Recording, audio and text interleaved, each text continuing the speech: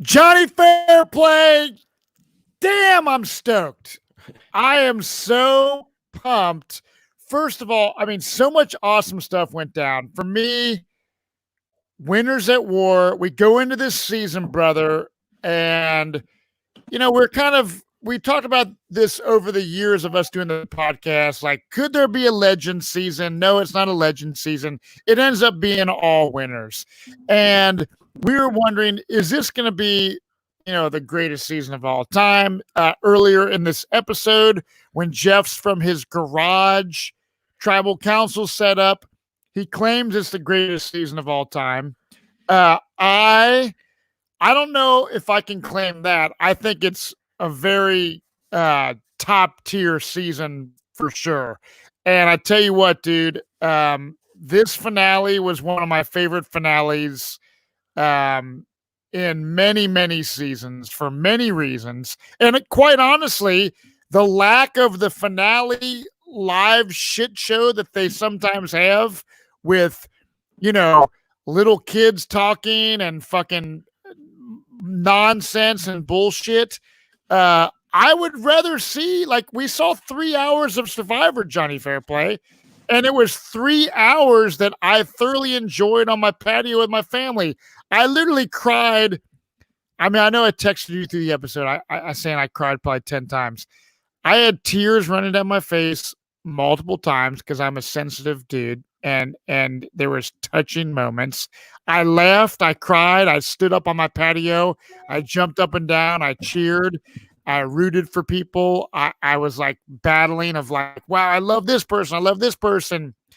But at the end of the day, for the first time in a long time, like, I am happy with the fucking end result. And I was chilly outside, but I got the same shirt on right now.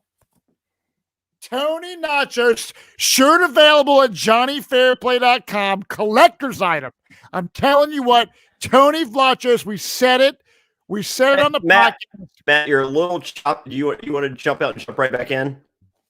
I'm choppy? You're choppy. Really? Yeah. Damn.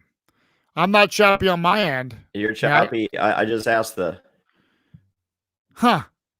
Okay. Just jump right back in. Okay. So then someone said, no, Matt sounds fine. And well, am I sounding good now? I would just jump out and jump back in, and I think that usually solves it. Hey, it's just me. It's Jonny Fairplay. I'm going to give you... All right, so here's what really happened. All right. Someone says Johnny's choppy. My internet typically doesn't bog down, but someone put Fairplay as choppy, not Matt. Nevertheless, Tony Nachos, Tony Vlachos, however you say it, we said if this dude wins the game, then he quite possibly could be the greatest Survivor player of all time. Tony Vlachos, dude, you are a legend. You did what so many other players could not do. You are a badass. You deserve to win this season, and I am fucking stoked for Tony Vlachos. Okay, am I not choppy now? You sound good right now. Okay, I killed my VPN. I think that was the problem. Okay.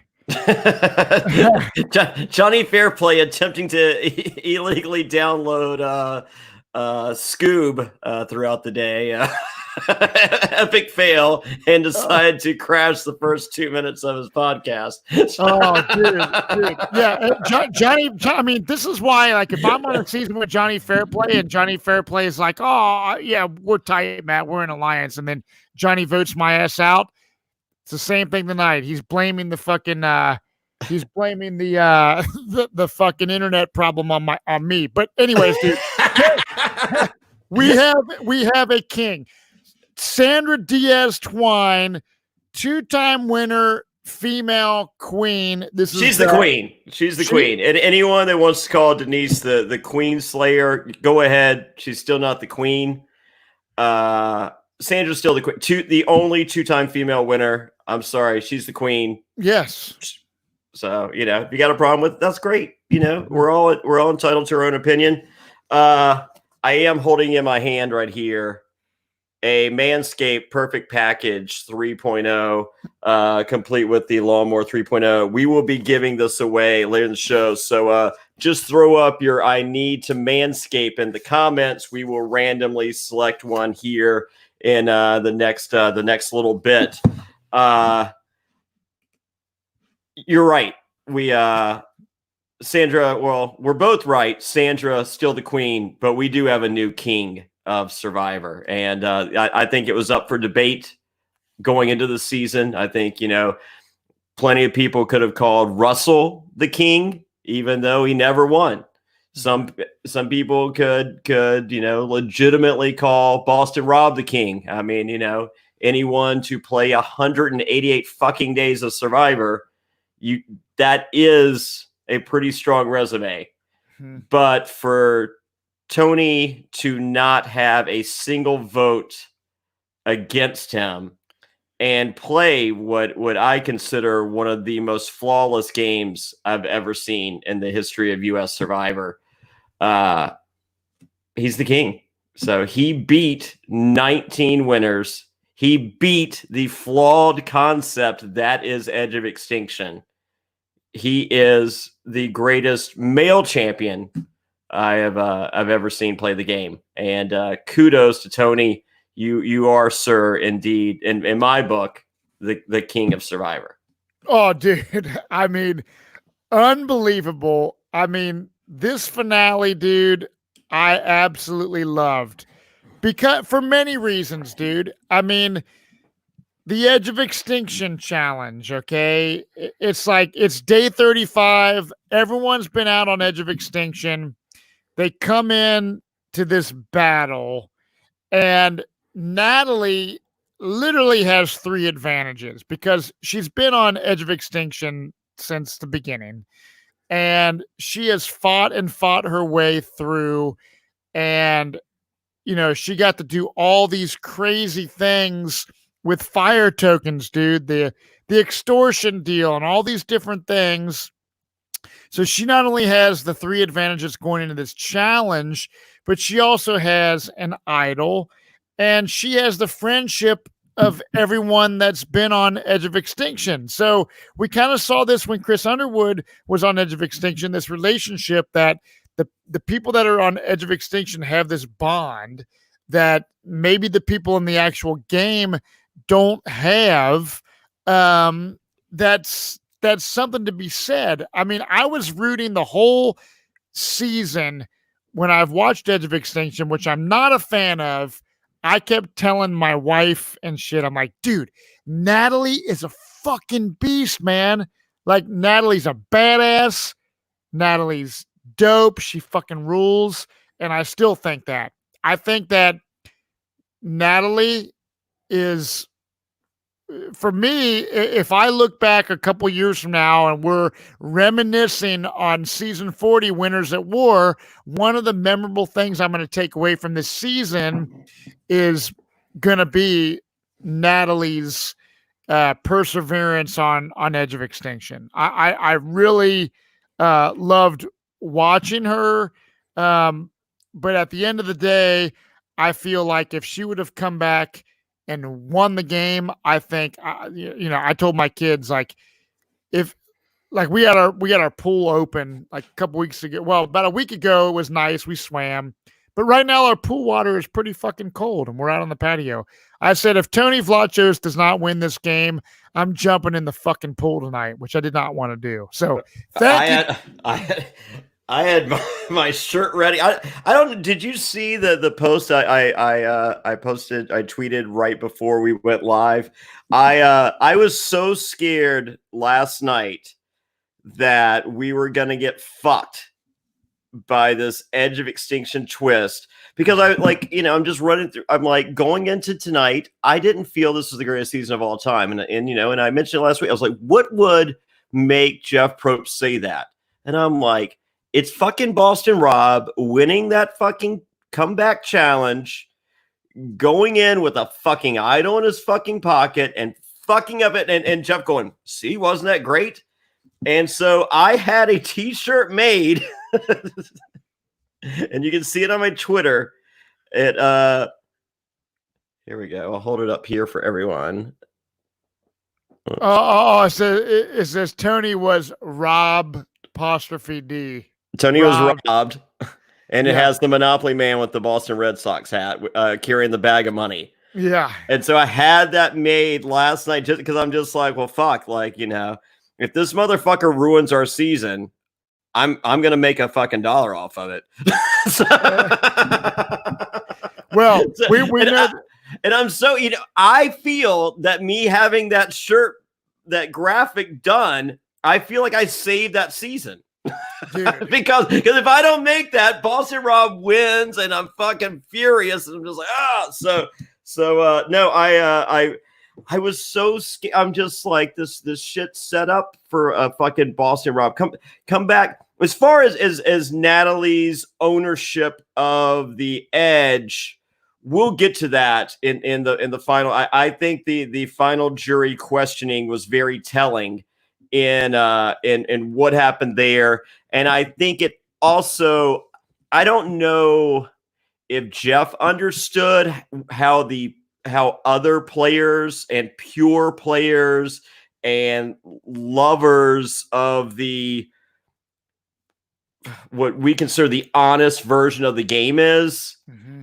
But for those of you that don't know, peek behind the curtain, all of these winners were in a hotel room watching the season 38 Edge of Extinction finale in their room. They saw it. They saw the culmination of it with shame disgraced winner Chris Underwood winning.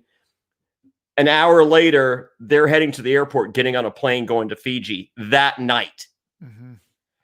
So, maybe Jeff was just like, hey, this is a great thing, right? And I don't think they felt that way. Mm-hmm. And I think Tony tells that story later in the episode, and we'll get there. But it was one of those deals where I just had so much fear going into that comeback challenge. And make no mistake, I loved it. I mean, as a television viewer, I thought it was great TV, captivating television. And that's what TV is supposed to be about. It's supposed to be, what will happen? What will happen next? What will be the implications of this happening? I just hate the concept. Right. So, and I'm allowed to, but at the same time, I'm also still allowed, because I'm sitting there watching. People have asked me all season, they're like, who's going to win? Who do you want to win? I'm friends with so many of these people. Who did I want to win? I wanted Wendell to win. I wanted Michelle Fitzgerald to win. I wanted Ethan to win. And I wanted Nick Wilson to win. Right. So, and then Tony won my heart throughout the season. I wanted Tony to win. Officer Sarah, I talked to her throughout the season. She's an amazing person. And I think we got a full glimpse of how incredible she is tonight. So who did I want to win the season? Any of those people. None of the others, but any of those. Well, dude, I tell you what, I mean, I, as a Survivor fan and people that are listening to our podcast, that's the beauty of this season, is I feel that you could skip from having a winner pick and rooting for somebody one episode and then rooting for somebody another episode. I feel the same way, dude. It's like, I loved so many people, and the people that made it to the end of this game should be very proud. This is winners at war. I mean, Michelle Fitzgerald, we saw her kind of telling this narrative the whole season of, you know what, like, I won my season, but I wasn't necessarily respected. I caught a lot of heat for it. It maybe made her a little bit self-conscious that she wasn't necessarily a deserving winner. And we saw that she can play the game with the best of them, right? Do you think she played? Because it was obvious she was playing underneath the entire time. As she said, she was at 15 of 19 tribal councils. I don't know. I would like to think, in my personal opinion, that whatever she felt coming into the season, that albatross that she was personally carrying, mm-hmm. I feel like that's gone now. Yes. by making it to the final three with 20 of the greatest players of all time, because it wasn't like she was carried there. She wasn't a GOAT. No. No one wanted her there. She Right. put herself there. So mad props to Michelle for doing that. So do you think if Michelle Fitzgerald plays a third time, we see a completely different player the third time? Because I feel like she can subtract that "I have something to prove" bullshit now. Right. Oh, she can. I feel she could go out there just a lot looser and, hey, let's have some fun. Yeah, I don't feel like she had fun out there this time. Yeah, I mean, well, that's. I mean, you got to hang out with her at one of your viewing deals, and so you guys did a podcast. I've never for those of you that are patrons, we weren't able to share it throughout the season. So dropping tomorrow morning at I think 6 a.m., you'll see the live show that we did in Long Branch, New Jersey. It was the March 11th episode where Boston Rob was voted out. Mm-hmm. So we did a live deal afterwards, and then that was after the whole me and Michelle were just kicking it thing with Wendell. You will see the most uncomfortable 30 minutes of your life with Michelle Fitzgerald. So no, I think she was uncomfortable during the game, and I think she was uncomfortable after the game at that point. Mm-hmm. So and it was frustrating for me because I'm asking her questions, and I'm just like, look, this isn't going to air till after the season. It's not allowed to, but after the season, we will. I'm like, but I'm not the press asking you these questions. Like, this isn't fucking Entertainment Weekly or People Magazine saying, tell me the real deal on your relationship.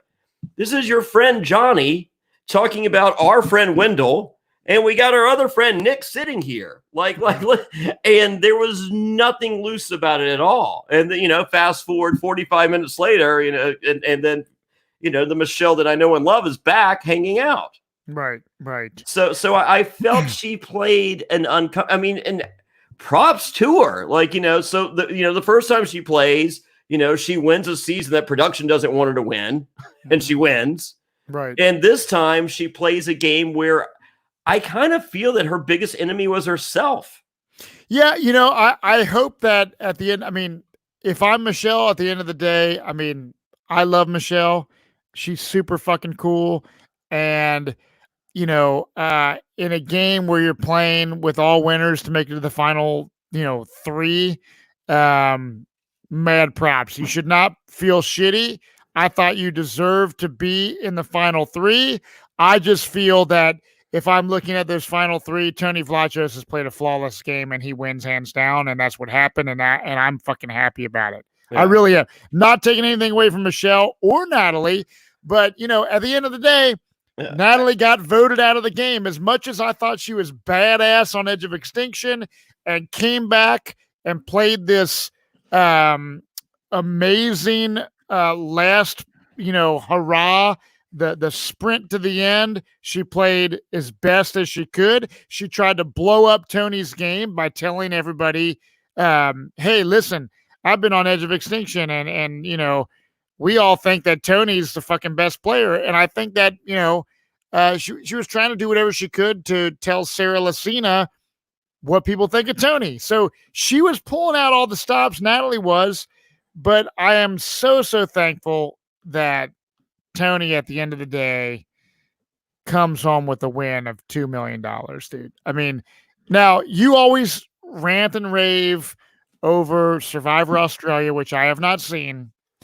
Rating the finale episode of Survivor Winners at War, were you stoked on it? Because I know I'm on fire about it. I really, really enjoyed the finale. I loved it. And honestly, this was my favorite. This almost made up for Survivor Triple H's reunion show. Almost. It was. Well, I will take a Zoom 3-minute reunion show over that fucking shit show we saw on Hustlers, Heroes, whatever the fuck the other people which we haven't got to on our Patreon. We haven't got to the final couple. We have one episode remaining on the Castaway Watch Along on the Patreon, And for those of you that want to join and become friends of the secret Facebook Patreon group and all the tons of bonus content, you guys tomorrow will be watching. Me and Wendell will draft the 12 U.S. players to verse Australia's best 12 players in a U.S. versus Australia season. Yeah. Tons of bonus stuff. So go to patreon.com/Survivor NSFW. Links to everything at survivornsfw.com. Become a patron tonight because you want to get all the content tomorrow. What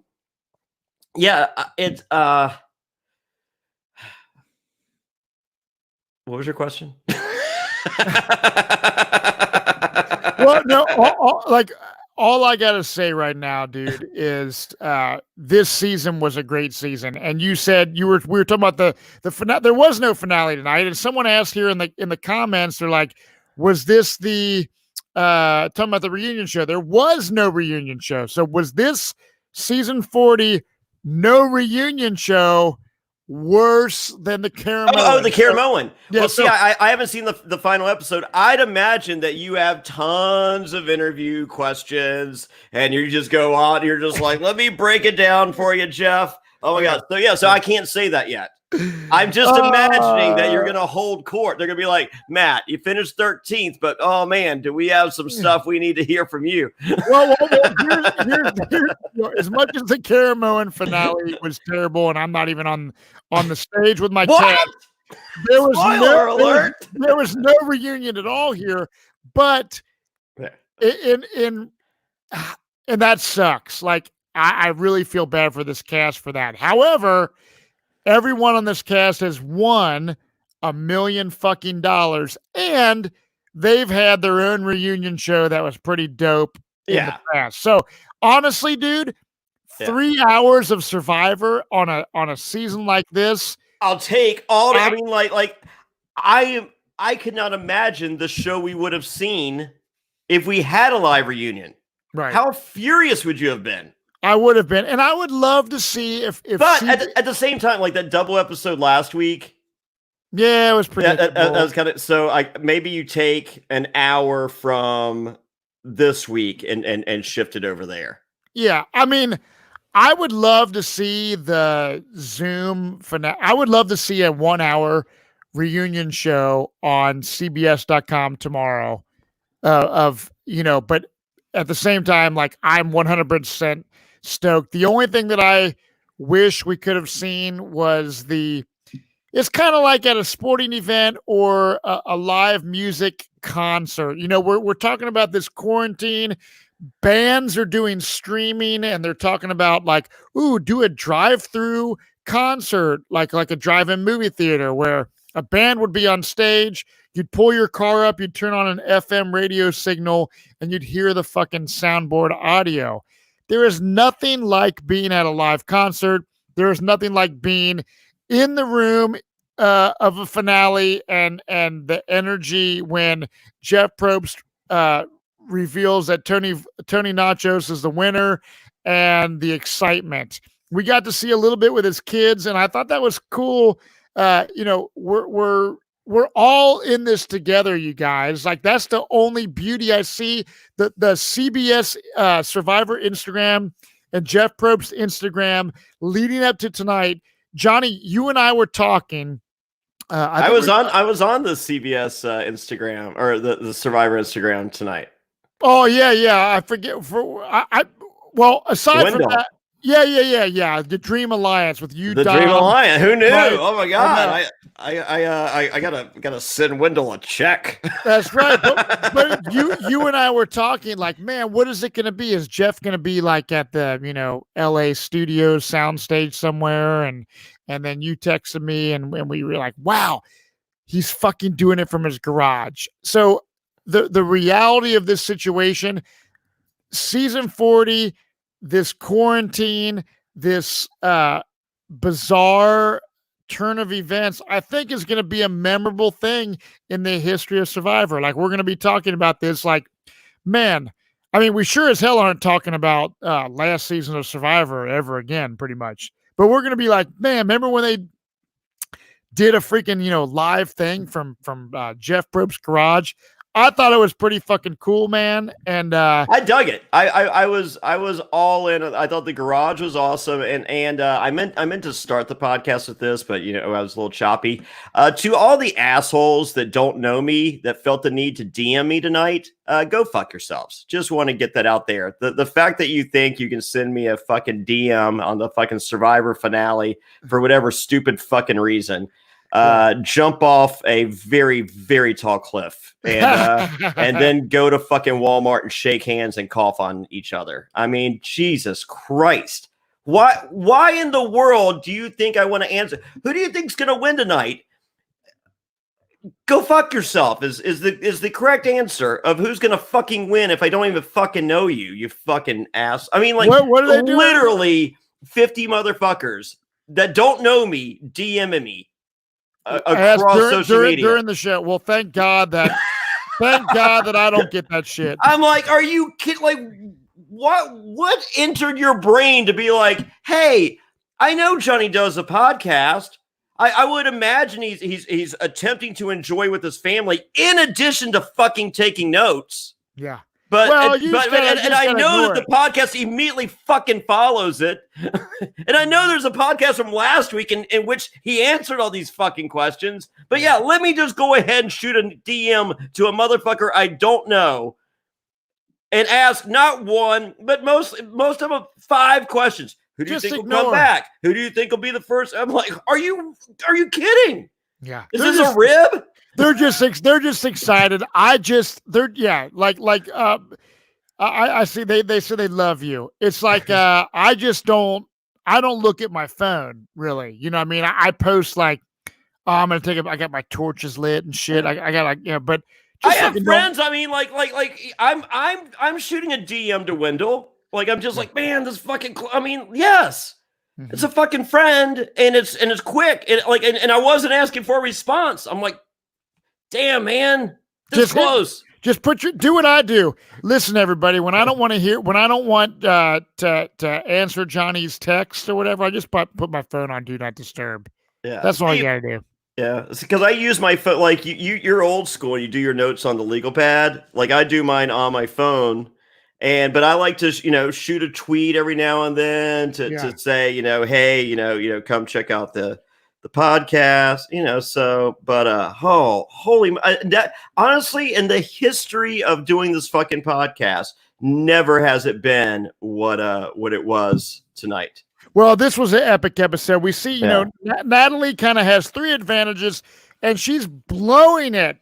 At the beginning of the challenge, she shit the bed. She shit the bed out of the gate. I'm wondering if they fucking like she got to skip the first 3 parts, mm-hmm. and then she she had to just do the last bit of the rope thing and go to the next part. Right. I'm wondering if they tied her deal to knot to kind of be like, hey, I mean, I don't know how that happened. Dude, I don't know, but I mean, it was like. If anyone, I mean, as I said, I have friends there. I got Ethan, who I was just praying didn't die during the challenge, and so that was good. I had Wendell and Nick that I'm just like, if someone's coming back, I want those.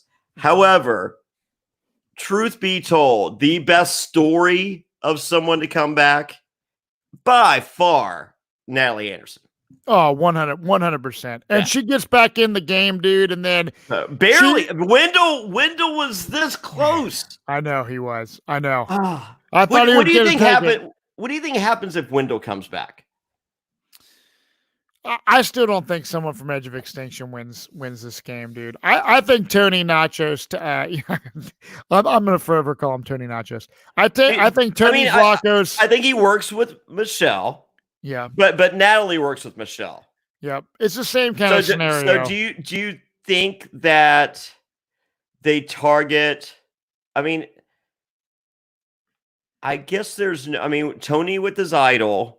Yep. There, I don't see any other opportunity to go at to get rid of Tony than what played out. I don't either. So I other than. I mean, Michelle probably beats Tony in fire. I don't know. Never under. I mean, I know. we saw him practice, and it looked like Tony was, showing Sarah how to make fire, and we don't really see Tony make fire, but Tony's no dummy. We see he's Wendell doesn't have an idol when he gets there though. Yeah, right. That's what. Yeah, totally. Huge difference. Someone says, James Richards says Wendell beats Tony at fire making. Yeah, but Wendell might not even make it to fire making if he doesn't have an idol to start with. Yeah, having that idol was clutch for anyone going back in the game. Oh yeah, but I'm a firm believer in, like, I mean, I guess it's great that they made them buy it. I'm a firm believer in, if you're out of the game and you re-enter the game, I feel that you deserve immunity your first go back to reintegrate. Mm-hmm. But I also feel that opportunity ends at the merge and not with, 4 days left. Yeah, and I'm glad. I mean, like I said, props to Natalie. I love her. She's a beast. Mad respect. But I'm glad they're not going to be doing Edge of Extinction anytime soon. So we see, once Natalie wins, she's obviously emotional. And we see these final speeches, basically. We see Kim, who is like, you know what? I'm finally at peace with this game. I got to play this game. I decided to do it, and I'm cool with it. Yeah, I translated that as Jonny Fairplay said I kind of sucked. I proved that I kind of sucked, and we're good. What is that? Oh, did I? Well, I mean, I misread that, because that's how I read that. Well, we always said that, when we've done previous Patreon podcasts and stuff, that she was a great winner, and we didn't really see a lot of Kim. I never said she was a great winner, did I?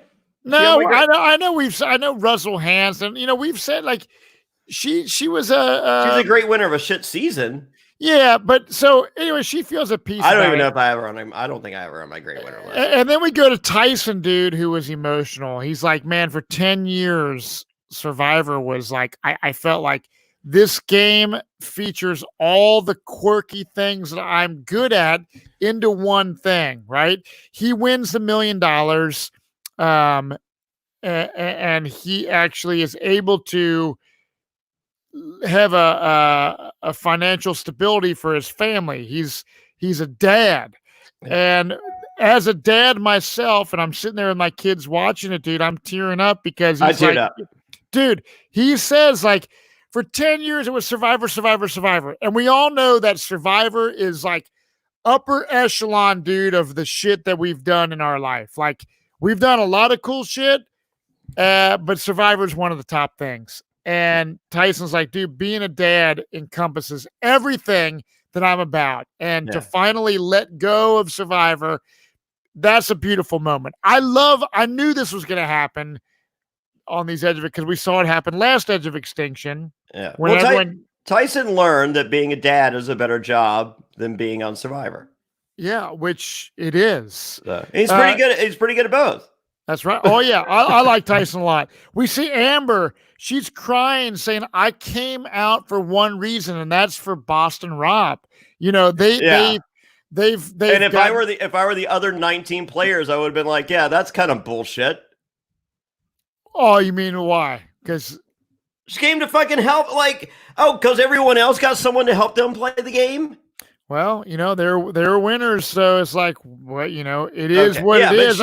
But she admittedly says she did not go out to win the game. Yeah, it's pretty much obvious. I mean, we said this before. That's dog shit. There's no way that either one of them comes close to winning the game. They're a total target. Boston Rob wins that challenge, comes in with an idol.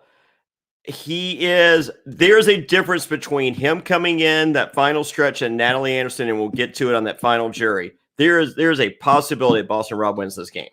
Well, I know you have I've never met Boston Rob. I like Boston Rob. Great. I don't have any personal beef with him. And actually, I don't know if you caught it, but like, I went outside to watch my local CBS affiliate television before Survivor came on. And Entertainment Tonight had a whole segment on with Boston Rob and Oh, good, and good, Amber. good. Please, I think they need their own show. I think, yeah. But yeah, I mean they were all over Entertainment Tonight. I mean, Yeah. she knew she had never had a chance, and then Boston Rob says he's crying. He's like, man, I wanted to show, never give up to my daughters, and he's like, I played 188 days out here. Yeah, that's fucking insane. That's insane. And despite whatever my feelings are for Boston Rob, I thought it was really cool him giving props to Amber. I do too. It's his wife. It's like it's the love of his life. Survivor has given all of these people. That's what I love about this. Like people that watch this show, it's like playing the game and what it brings to everyone's life in some way, shape, or form. I mean, there are a small percentage of people, Johnny, that play the game and disappear. They were never a fan, and they play and it's done. But the majority of us, I would say, that play, it holds a special place in our heart. I mean, we see our friends Big Tom and Lex, who have this best friendship since their alliance began in Survivor Africa. We see player after player that we see at these charity events, dude, that it has touched their lives, and we became part of this amazing Survivor family. So when Rob is like emotional about his 188 days, it's like, wow, that is a true feat and something that is extraordinary, especially in a show, dude, that we're in season 40. That's and crazy. It's like, who would have thought? I mean, even when you were on Pearl Islands, you probably would have been like, there is no fucking way that they're making it to season 40. No, 20 maybe. Right. So the maybe fact that they're continuing to go on and on, we see Poverty. My TV, dude, froze up during Poverty's. Oh, you missed nothing. Poverty said she sucked, and I agreed. Okay, well, I was like, shit. It was like someone hit the pause button on my CBS app. So I was like, shit. No, Poverty's speech was comparable to Kim's, and I was wholeheartedly in agreement with both of them. I felt that they admitted that they sucked, and I was with them on that. Well, we then, after the POV speech, which meant nothing, we see Ethan, your buddy from Survivor Africa. Yes. Survivor had changed his life, dude, and not in more ways than one. The money, the grassroots soccer program that he did, and the fact that the medication that he had to take for his cancer was paid for, I gathered, by his charity. No, not his charity. No, sir. His charity is grassroots soccer that promotes AIDS awareness in Africa and all over the world. The money raised by Stand Up to Cancer. Okay. Which is a separate charity, which Adam Klein is one of the spokesmen for. Ethan has done some stuff with them. Like when I was on Survivor, all the props and stuff from Survivor, torches and all the money raised from the eBay auctions and stuff went to Elizabeth Glader Pediatric AIDS Foundation. Okay. And I on a personal note, like I've done several charity fundraisers at like I did a celebrity newlywed game and celebrity poker showdown, and I played for Elizabeth Glacier Pediatric AIDS Foundation each of those times. So then a few years later, Survivor shifted their focus to Stand Up to Cancer. Okay. And so the money raised by that through Survivor was what paid for the medication that made Ethan continue, or not to continue, I guess continue to live, but saved his life even more than continue to live. Yeah. And it was pretty, like, I watched that. I had tears flowing on that because, I just, my notes, I just wrote, I'm like, Ethan's on. I love you. I mean, like, that's it. I mean, like, he's a dear friend. There was a couple times when, all of us that knew Ethan were really worried. And, and to see him express that, in words that I could never put together to explain that entire situation, I thought was just one of the most incredible moments. And I think it made this episode one of the greatest episodes I've ever seen. I mean, this might not be the best season of all time, but this is one of the greatest episodes ever. 100%. And I'm so glad that you agree with that, because I'm like, I was so amped on this episode. And I'm like, God, I hope we could. I'm so excited to do the podcast. I was like, I hope Johnny's not like, oh, this fucking shit was dog shit. But dude, no. I cried. I didn't want to show my cards. I probably cried. I don't know, at least 5 times maybe. Dude. So because Tyson got me there, Ethan got me there, and as I said, I just wrote my notes. I love him. And then we get Tony said it's time to put the pedal to the metal, and I'm just like, all right, I'm there for that. And then we hear Jeremy saying, Jeremy said, and this is one of my favorite things, you didn't even have to win the $1 million for it to change your life. And was this during the audio clips you're talking about? Yes. Yeah.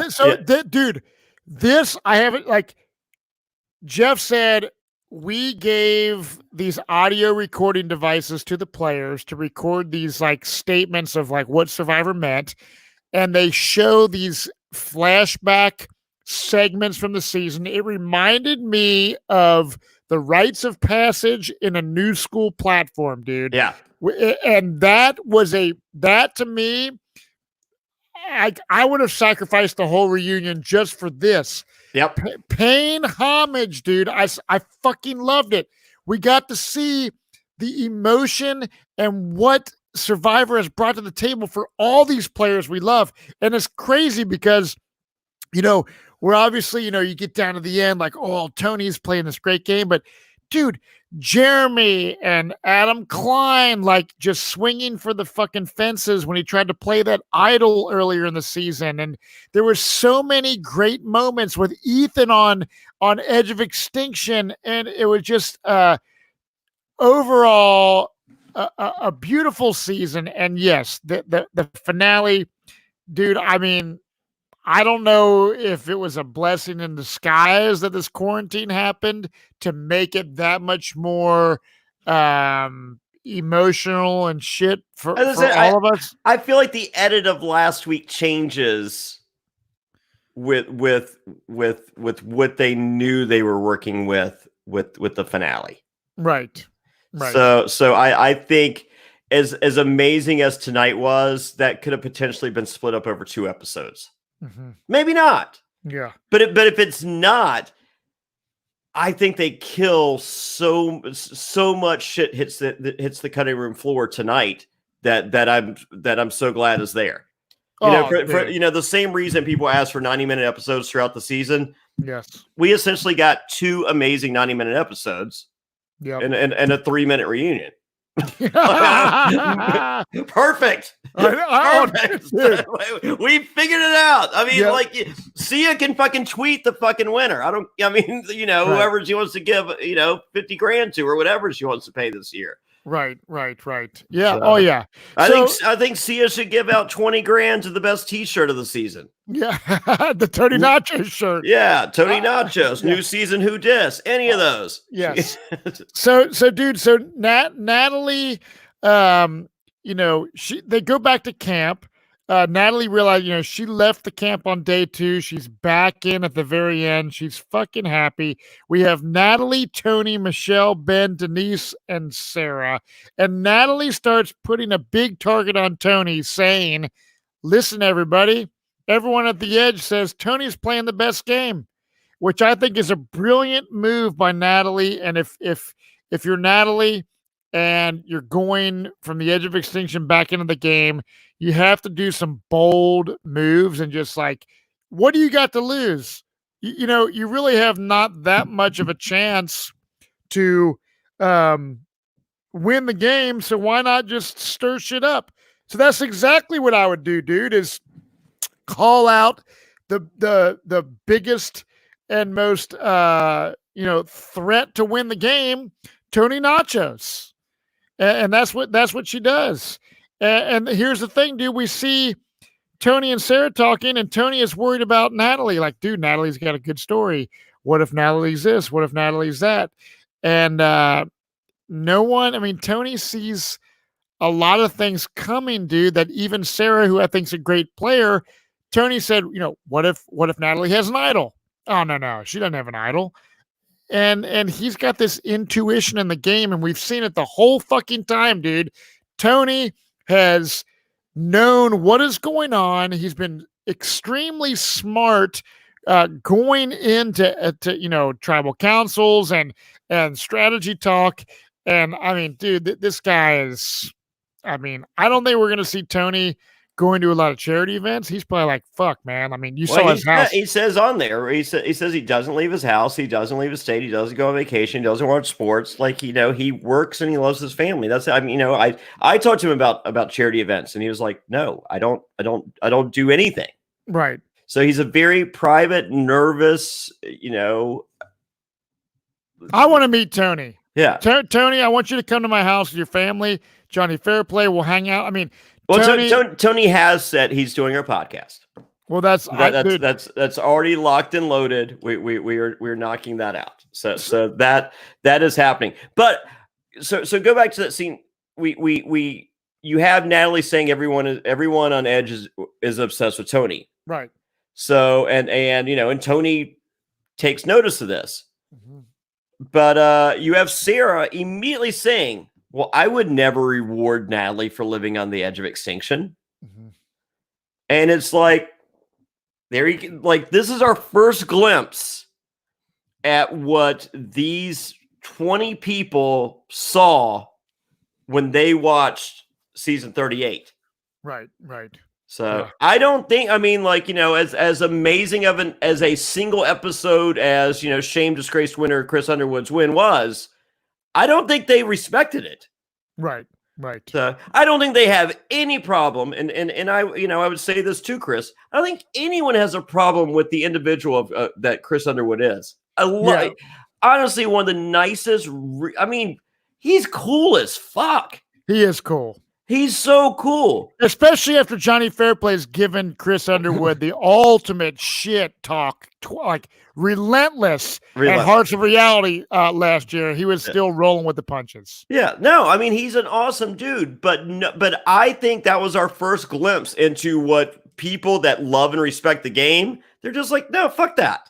Mm-hmm. So because right. I felt, and we're going to talk to Reem coming up on a next week's podcast, and I think Reem set the tone for Edge of Extinction the first go round, and potentially made it a miserable place, and it being so horrible. And I think it was horrible again, but I think being new players, they get there, they're like, this shit sucks, and they're like, fuck your game, fuck your concept, we're stuck on this shithole, we're rewarding ourselves. Right. Yeah. Whereas you had players that played and respect the real natural way of the game, and they're like, fuck that. Right. Yep. So then I think that was our first glimpse that maybe justice would prevail here. And when Sarah's just like, there's no way. And it's like, I don't give a fuck if she's been there since day 2. That means she's been a loser since day 2. Yeah. Like I'm supposed to reward you for not playing? Mm-hmm. Because that's what she's been doing, not playing the game. Well, I disagree. I mean, dude, I agree. I think I think adding the tokens, I think that's a different game. But I don't think Sarah Lucina's seeing it that way. No, she's not. I think Sarah Lucina is seeing the Edge as, you're not playing the game, I'm not rewarding you for playing the game. Yeah, and I agree. I mean, as much as I love Natalie and love watching her in this season, and one of my favorite parts of Winners at War, I don't think she, if she would have won, I would have been fucking soaking wet and freezing, jumping in my swimming pool, dude. So, Sarah makes a comment. She's basically like, just because a man and woman are working together, doesn't mean it's, the man calling all the shots, and we've seen kind of different. The thing I love about Survivor, Johnny, is it's a sociologic, psychology, sociology, human experiment. And that's what makes the beauty of the game. It plays out different every time. And typically, when we saw last season, Me Too movement shit, I fucking hated it. But Sarah and her speeches and the emotion of, we're not there yet. I know, but I'm telling you, she says right here, though. Yeah. She says, just because a man and woman are working together doesn't mean it's just a man calling all the shots, right? But I honestly, I saw that and I understood that towards resume building to the jury at Tribal. Right. I got it. But at the same time, I mean, looking at the people out there and even looking inwardly towards myself, I don't give a fuck if you got 3 dicks or 12 vaginas. Mm-hmm. Gameplay's gameplay, strategy. I respect that. Right. Like I've never I mean, maybe in early seasons that was different, and maybe the narrative that I told, doing the Andy Kaufman stuff on season 7. Mm-hmm. But I mean, it's been so. I mean, I feel just society as a whole has changed so much since those days, right, that I don't think in 2020, 2019, I mean, I don't know, years that, I mean, as I said, you could be an old fuddy-duddy and think that way, but I think our generation and younger, they don't feel that. Like you're a fucking human being. White, purple, green, black, whatever fucking color you are, however many dicks or vaginas you got, I don't think that matters in today's Survivor. So I mean, as I said, I understand her clarifying that, hey, when there's a guy girl combo, just a reminder that a girl can make just as many decisions as the guy can. That's fine. And as I said, I have no problem with it, to inform the jury of a little peek behind the curtain into Sarah's game. Mm-hmm. But as far as, wow, we're really learning something, I don't think they are learning anything. I think they already knew that. Yeah, well, you never know. I mean, some people, I hear you. I don't find any, difference in if someone plays I don't. Do you think Ethan Zahn does? Yeah, right. The do people. Do you think Wendell Clark does? Well, I think I don't think she's speaking at. I think that America might have it. When millions of people are watching. I get that, but the 1 million people aren't voting. Yeah, right. So as I said, I had no beef with it. Yeah, right. But at the same time, I felt it was. I mean, as I said, I was more than cool with it on just as an illustration point to the jury. Mm-hmm. More than cool with that. Right. But as far as giving us a social lecture breakdown, I'm just like, these people don't need that. Mm-hmm. As I said, there's no you used to have the old codger that's just like, well, back in my day, that motherfucker's not on this season. Yeah. So even think potentially the oldest winner they could have had on there. Say they had a Bob Crowley. Yeah. Bob Crowley thinks a woman's just as smart as a guy. Mm-hmm. Yeah. So I'm just as I said, I understood it there, but for Jeff to almost revisit it later, it's just like, stop it. This ain't 39. Don't make it 39. Which I don't think you did. I know. But we were bordering. I mean, we were tiptoeing to that territory, and I'm just like, look, man, I got it. But no. I don't think people think that.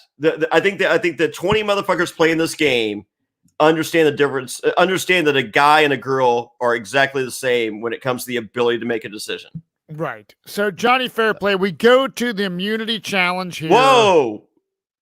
Before we go to the immunity challenge, can I say something super quick? Sure. Well, if you're listening to this podcast and you're stuck inside your house with your significant other, I want you to pay close attention. Today's sponsor, Manscaped, can help you out and make the most of your time together. Manscaped promotes clean hygiene when it comes to shaving your balls. It's time to quarantine, Manscaped, and chill. Manscaped, that's right. We got one right here. We're just about to give away. Is the only men's brand dedicated to below-the-waist grooming and hygiene. You're probably spending more time than ever with your significant other right now. God bless sorry. And let me tell you, if you don't keep it clean down there, your partner will notice. Oh, that's right. I tell you what, Johnny, Manscaped's forever changing the grooming game with a Perfect Package 3.0 Essentials Kit. This is the perfect package for your perfect package, and the Perfect Package 3.0 kit comes with the new and improved Lawnmower 3.0, which Preston Ritter is shaving his taint right now with it probably. It's waterproof, cordless body trimmer, and ton of other liquid formulations to round out your manscaping routine. The third generation trimmer features cutting-edge ceramic blade to prevent manscaping accidents. Millions of balls are about to be nick-free thanks to Manscaped advanced skin-safe technologies. And of course, let's not forget about the crop preserver, anti-chafing ball sack deodorant, and moisturizer. You already put deodorant on your armpits, right? So why aren't you not putting deodorant on the smelliest part of your body, your nutsackius? Johnny, tell what our listeners can get right now.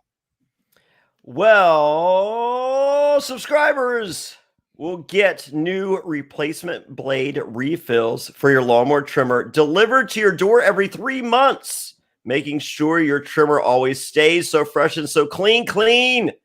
And for a limited time, subscribers get not one, but 2 free gifts: the Shed Travel Bag, a $39 value add, and the patented high-performance, reduced chafing Manscaped Boxer Briefs. This is the perfect package for your perfect package. Get 20% off, plus free shipping, plus the 2 free gifts when you use promo code SURVIVOR at manscaped.com. Do yourself a favor and always use the right tools for the job. That's 20% off and free shipping with promo code SURVIVOR at manscaped.com. 20% off, free shipping, manscaped.com. Use promo code SURVIVOR. Most people are loading up on toilet paper, but I am loading up on Manscaped products. Help your relationship out during this quarantine. Your partner, your body, and your balls will thank you. Matt, it is time to give away a Manscaped Perfect Package Kit. Ooh.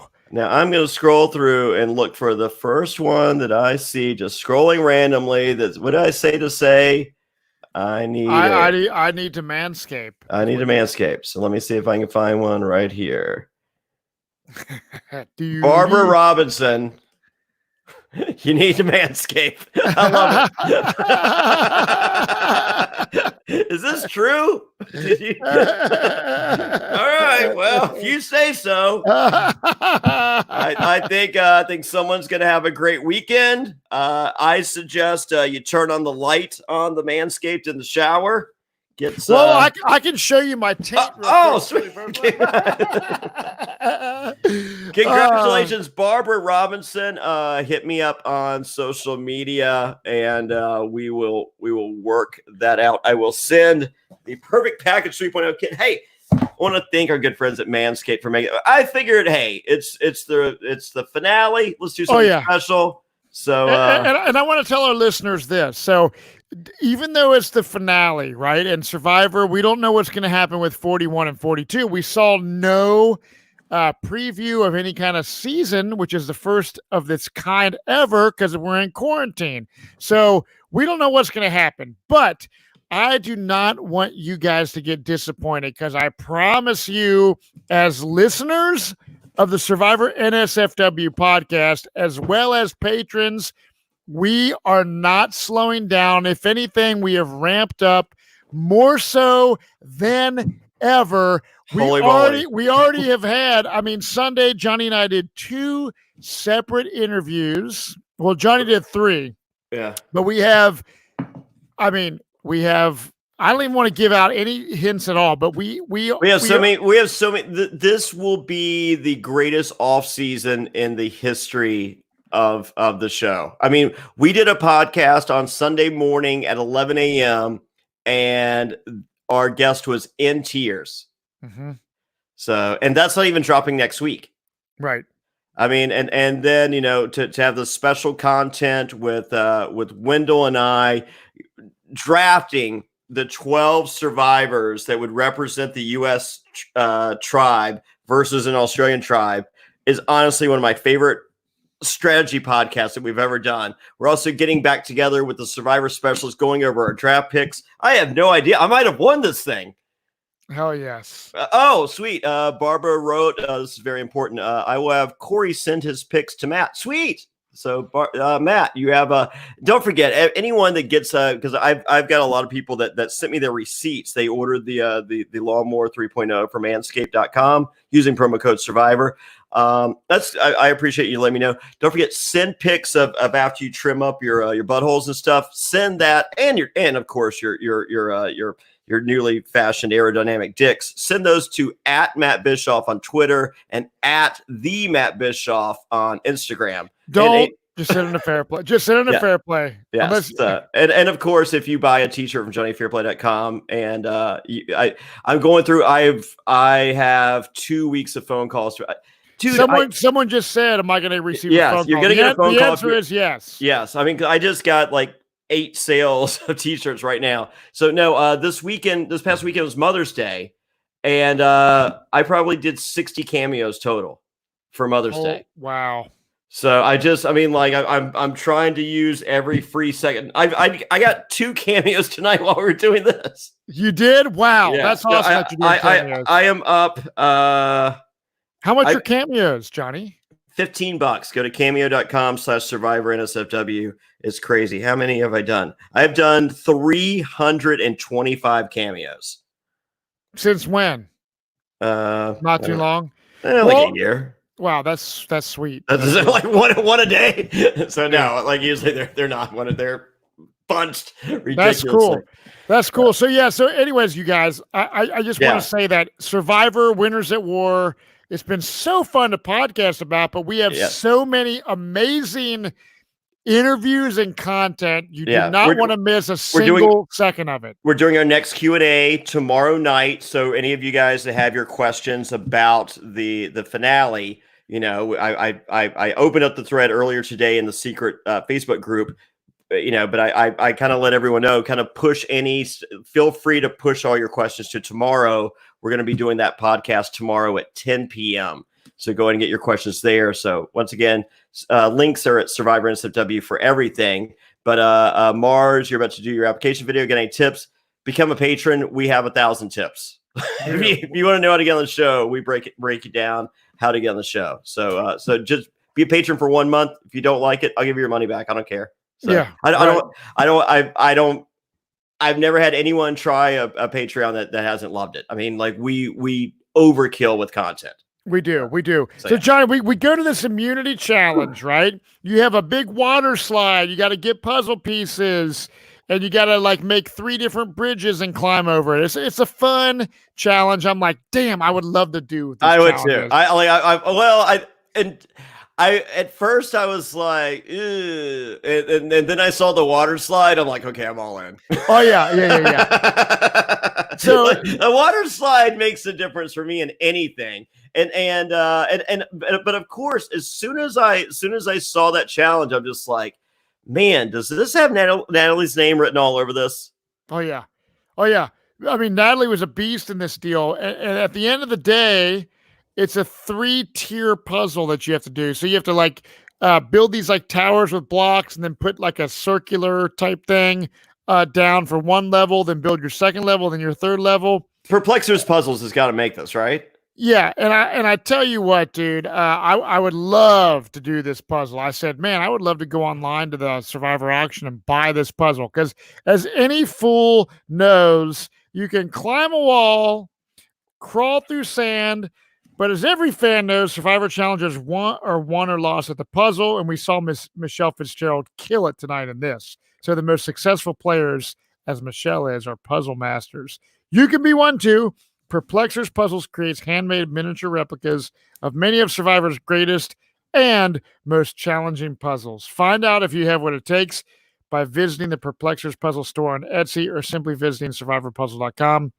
Enter promo code FAIRPLAY at checkout for a 10% discount. They are super fucking fun. And Michelle Fitzgerald is in the lead, and she kills it. She was a natural at this challenge, Johnny. Everyone's kind of looking over, like glancing, like, can I copy this? Like, what is she doing? Hate that I don't understand why they don't have dividers on shit like this. It's like it's bullshit. Yeah, right. Because like, and as far Sam Fitzgerald writes, it's pretty damn close to the same challenge Michelle won and come wrong. I think it was the same challenge. Like, it's no secret. Both Australian Survivor and U.S. Survivor, they recycle puzzles. Mm-hmm. I bet this is the same fucking puzzle with the new paint of coat that they slopped out there for this season. A new paint of coat, or a new coat of paint. New paint. I said it correctly. Okay. New paint of coat. Okay, cool. Yes. So Michelle wins, and she's shout out Bruce Pritchard. Right on. She killed it, dude. And after Michelle, this is where you gotta start winning challenges, man, and to be safe. Michelle Fitzgerald wins. Living another day. We see back at camp after this challenge, we see Tony and Ben talking.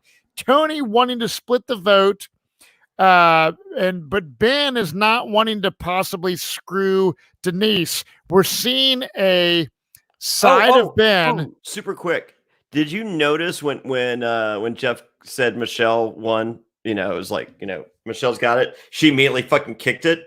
I did notice that. Yep. I think it was just in case she didn't have it exactly right. Yeah. No, that was brilliant. Smart plan, right? I mean, just in case, because she was just like, because maybe those blocks weren't exactly, and she was like, fuck it. Like, he said yes, destroy the evidence. Oh yeah, well played, Michelle Fitzgerald. I got you props on that. That's a fair play move right there. Like, I got to reward some fucking dirty shit when it happens. Yeah. Oh yeah. But so Tony's like wanting to split this vote, and Ben's not wanting to screw Denise over. And we see this game from Ben, who is letting personal relationships and his heart go into the game when you're playing for $2 million, which is fucking insane, because we saw him later on. He's willing to sacrifice his game for the friendships, which I have mad respect for Ben. I liked watching Ben this season, and dude, I mean, you're a bigger man than me, because with $2 million, I don't know what I would do. Watching the show, I'm like, I don't know if I would just say, you know what, fair play. I want to help you win the game. I would love you to say that. It would mean a lot to me. So, going back to Tony's conversation, Tony reminds the viewers that they watched the 38 finale right before they got on the plane. That's essentially what he's saying here in his talk. Yeah. And he's glad that everyone saw shame disgrace winner Chris Underwood come back in the game with an idol. Mm-hmm. And he's doing everything possible personally that we don't get another shame disgraced winner. Mm-hmm. So, but he's just like, we just saw this take place. The same thing's gonna fucking happen again. He's smart as hell, and no one's believing him. Like, what did you guys not watch when we were in that fucking hotel room? Is what he's saying. Yeah. Without saying those exact fucking words, he's saying, motherfuckers, they made us watch this shit. We saw this motherfucker come back with an idol and shit his way into the fucking end. Yeah, and she's gonna do that's what she's gonna do. Yeah, and Sarah does not think that is the case. Why did her and Ben think that there was no way? I mean, like, that's why I think that Tony deserved to win the game. I think that he's the smarter player. He's the most logical. But I just don't understand. Like, you just fucking watch this shit. He was just like, I mean, like, I guarantee, they didn't want. I'm sure they chopped out the parts of him saying, we were in the hotel before we got on the plane. Like, they chopped that out. But right. I bet he said those words. Right. Oh, yeah. And Tony wants Denise out because that could have. Well, he didn't. I mean, it's just like, he goes, if Denise, he goes, if I'm right and you're wrong, we burn through our idols and Denise goes anyway.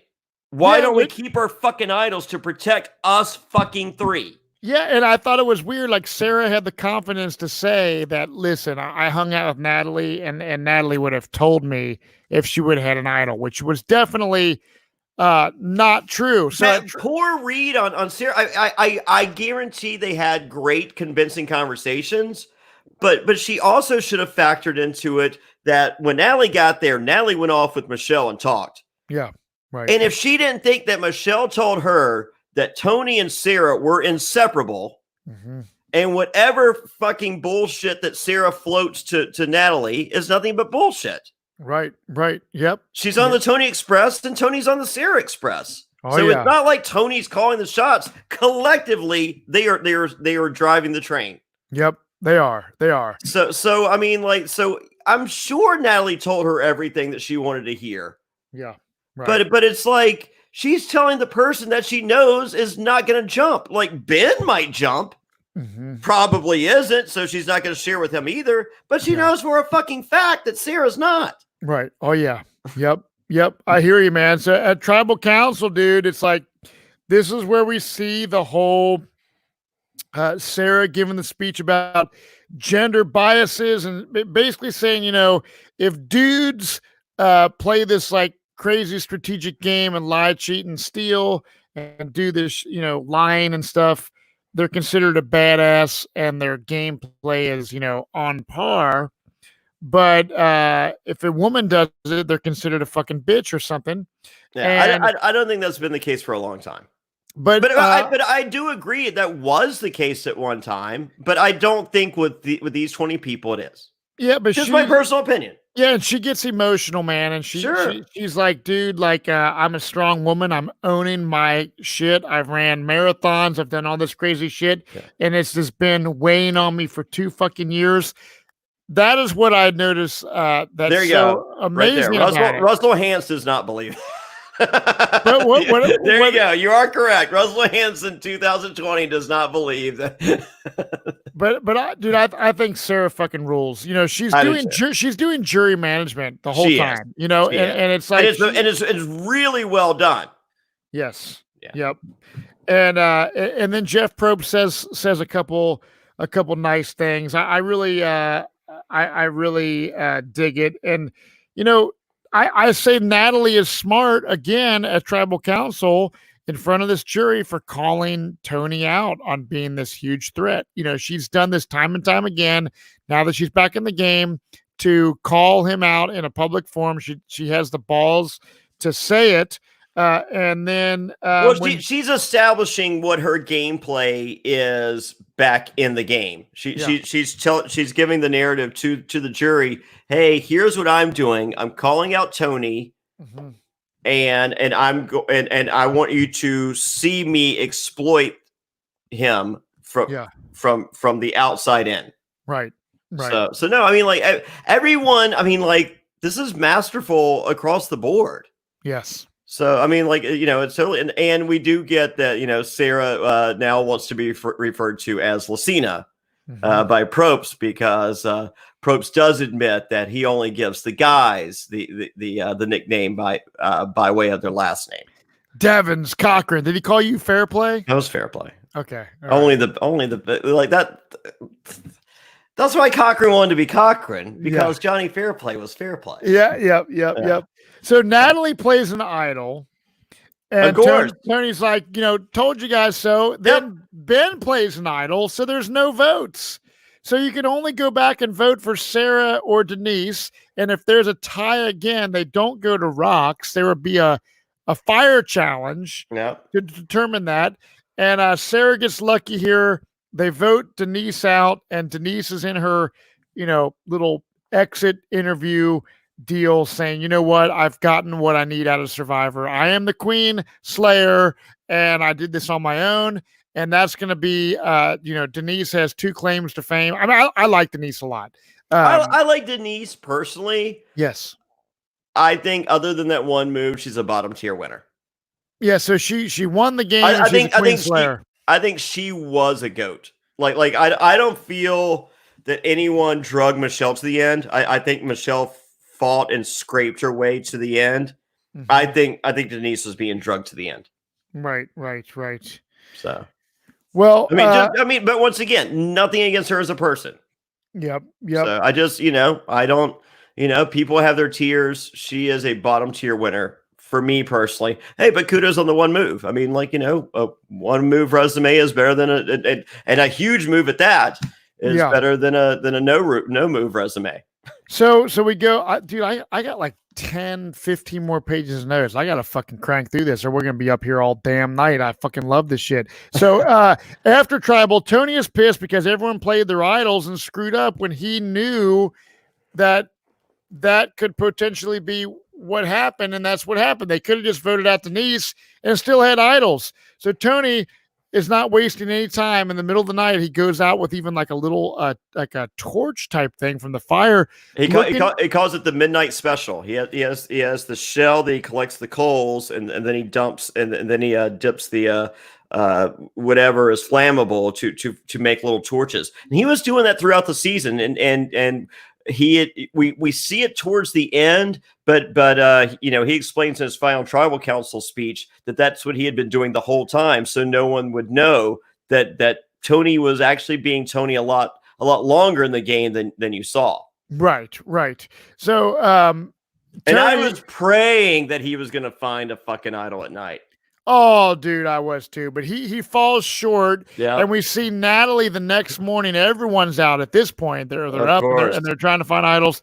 Natalie finds the idol, and then we see Ben concerned. He's smart enough to realize, man, Tony, you and I are like idol finders, idol hounds. So if we didn't find it, there's a good chance that someone else did find it, and that was true.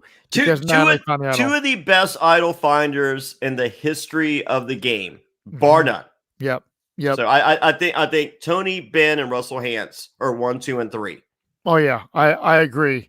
I mean, and Russell was the first. Russell was the first to find idols without. I think Boston Rob's up there. Yeah. So Boston Rob's probably number 4, but for 2 of the 3 to be out there and Natalie to find, kudos Natalie. I mean, it's not a rule. I mean, more times than not in the history of Survivor, guys have gotten up earlier to look, which was once again the case. Night 36 or whatever it was with Tony going out before anyone else. So do you think Jonny Fairplay would be looking for idols in the middle of the night, or would you be sleeping? No, I would be looking. I'd like pre-idols, I was all about getting sleep, but in the 2020 version of the game, unfortunately I'm gonna be looking for idols. So Natalie finds the idol. We go to day 37 immunity challenge, where you basically have to swim out to this ramp deal, climb up, jump off, go across a balance beam, gather keys. And then the end game is throwing these 2 sandbags and landing them on this round target. And Tony Nachos wins again. I could not believe it. I mean, I was praying with everything I had. I was just like, can this be Tony's challenge? And Tony, you're welcome. I prayed hard enough, and that's how it works. The harder you pray, stuff happens. It's in the Bible. Yeah. And so you're welcome, Tony. It was something different happened on the island, but I prayed it enough and it changed. Yes. So Tony just adding again to his domination of this game. We see another clip of the spy nest where he's up in the tree and he's like, and it's planned out that, Sarah Lacina knows he's up there. Sarah and Natalie are kind of chilling out, talking while Tony is spying on them from the spy nest. And Natalie ends up showing Sarah Lacina the idol. It's kind of hidden in her buff that's around her wrist. Yeah, she didn't show her. I mean, she just fucked up by having it, Yeah. So I think what happened was because, we see when Tony comes down from the spy nest, it's like, I was up there an hour. My legs were fucking, quitting. Yeah. Or shaking. Yeah. And I think it was just the amount of time. Hold on. You think Fairplay would quit? You're probably right. I think I would probably quit you from the podcast. Just to. What are you talking about? I don't even know what you're talking about. What are you talking about? I don't know. We have a troll in here that would Oh, gotcha. So, anyways, dude. So Tony's up there for an hour,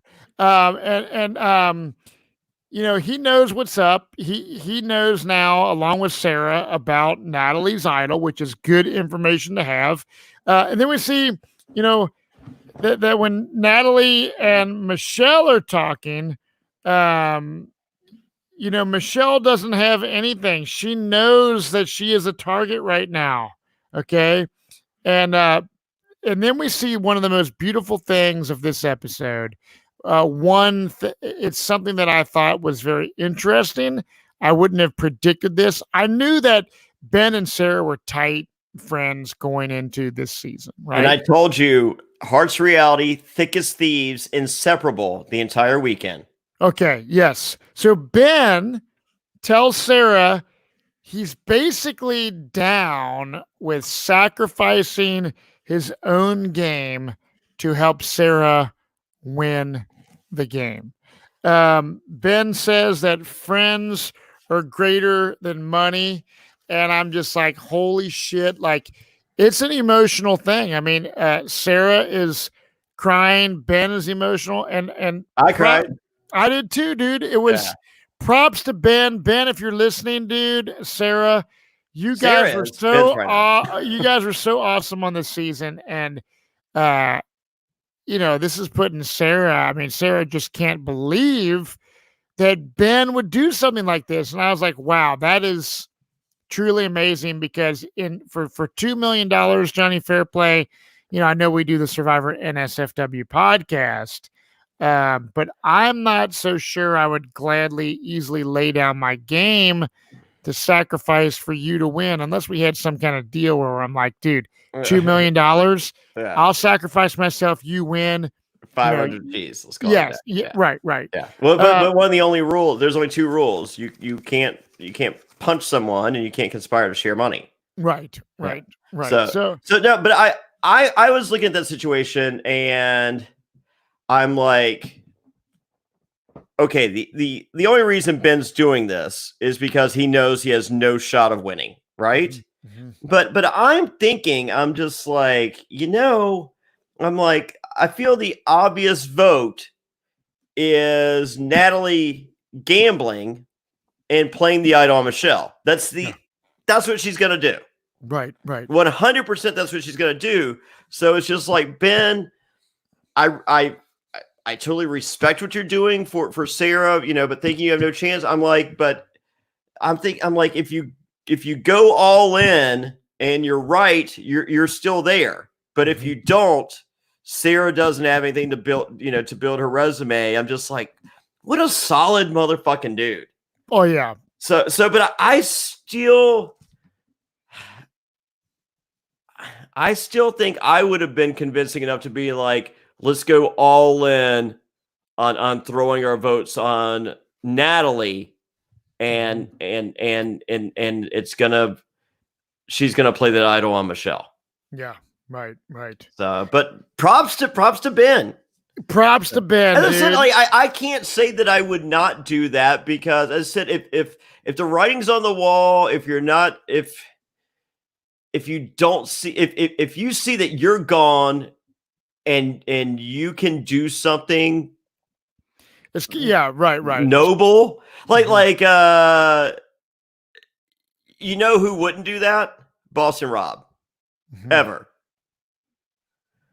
And, you know, and we're not saying how incredible Boston Rob is as a person right now, and we're talking about how incredible that Sarah Lucina and Ben are. Mm-hmm. So, and, you know, one other thing about Ben, like, that, you know, that I heard that they were going to mention right here. What's that?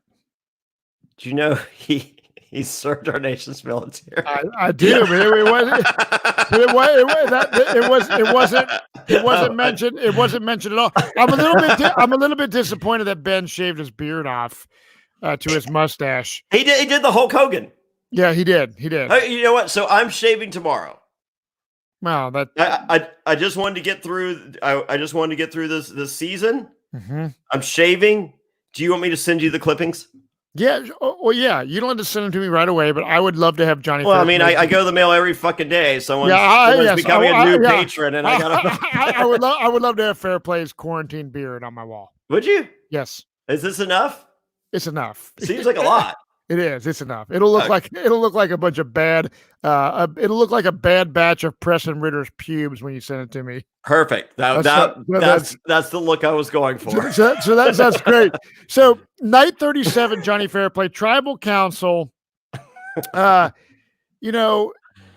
claims, everyone walks away from this, game growing typically in some way, shape, or form. Ben wants to represent his family in a good light. I thought this was like very, very amazing. And when we see Tony, we're seeing real human emotion. So for all the people that are Survivor fans that talk a bunch of shit on all these players, when you're a little keyboard warrior and you've never played a fucking reality game show in your life, fuck all y'all, because we put ourselves on the line.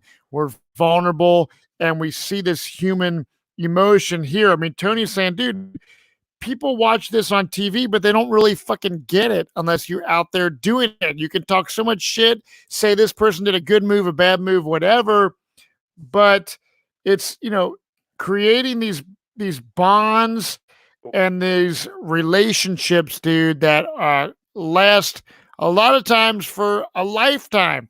And we realize, dude, the friendships, we've said this before, dude, the friendships that you make on Survivor, when we go to Big Tom's and we hang out with Donathan and Tanya Vance and Lex and T-Bird and everyone, and go to these different events, it's like, Big Wendy or Devins or whoever the hell, these relationships and friendships are so awesome that is really, truly what life is all about. And these people, we see Tony, everyone's talking about that, and Ben is willing to sacrifice $2 million for this.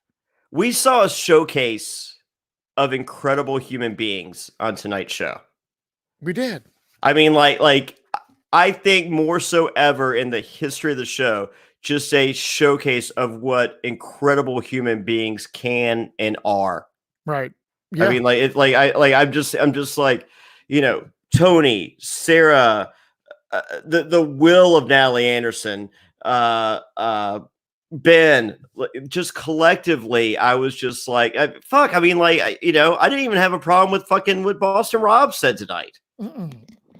He said a lot of good shit. Yeah, I thought it was a really incredible showcase of just the beautiful human spirit that you don't see on this show or shows lesser than a Survivor, but I thought it was really incredible.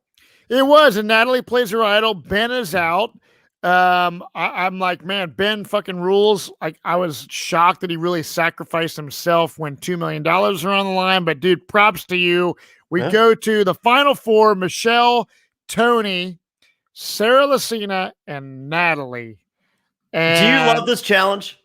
The final immunity, I love it. This is the fucking roller coaster. I know. Get the balls in there type deal. I feel like I want to fucking build every time I see this, I go, I think this is my favorite challenge in all of Survivor. Like, I don't think there's anything I love more than this fucking challenge. I know. I would say love to buy one. But I say this, but I feel like it's the gift of the Magi, because I'm just like, oh, I want it. And then I'll get there, they'll be like, hey, and I'll just shit the bed immediately, like fucking like Tony, and I'll be like, fuck me. Like, I love this. Like, what? Like, really? This is my albatross. This is the challenge I can't do. Oh, yeah. So I feel like I need to buy one. Do you think that they're going to auction this off on that survivorauction.com? No, because they recycle those motherfuckers. That's the same exact one and the same exact platform that Nick won David versus Goliath on. Okay, so they keep this one, but they recycle that shit. Someone needs to build one of these and sell it. But it's literally. Yeah, can someone build me one of these? I know. Yeah. The final immunity: Natalie, Michelle, Tony, and Sarah. This challenge, they said they've done 3 times. And every time they've done it, the person that has won this challenge has won the game, which is not not a good sign for Tony Nachos. That's not a good sign for Tony Nachos. Tony Nachos is out, and it's a 5 balls going down. It could have gone up to 6. 5 has been the most it's ever gotten to. Yeah, and it's a battle they between still Natalie. could have introduced 1 more ball, or maybe even 2 more. But 5 is the most it's ever gotten to, and they equal that task. But dude, Natalie versus Michelle, and did you see? I mean, the drama of the challenge of like Natalie literally on the verge of dropping balls. Save.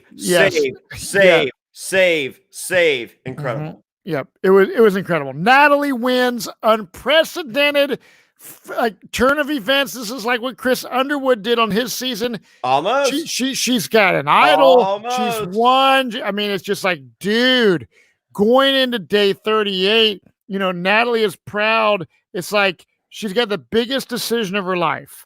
It's up to this fire making deal, right? So Tony, we see a clip of him showing Sarah how to make fire. We're not really seeing Tony try to make fire.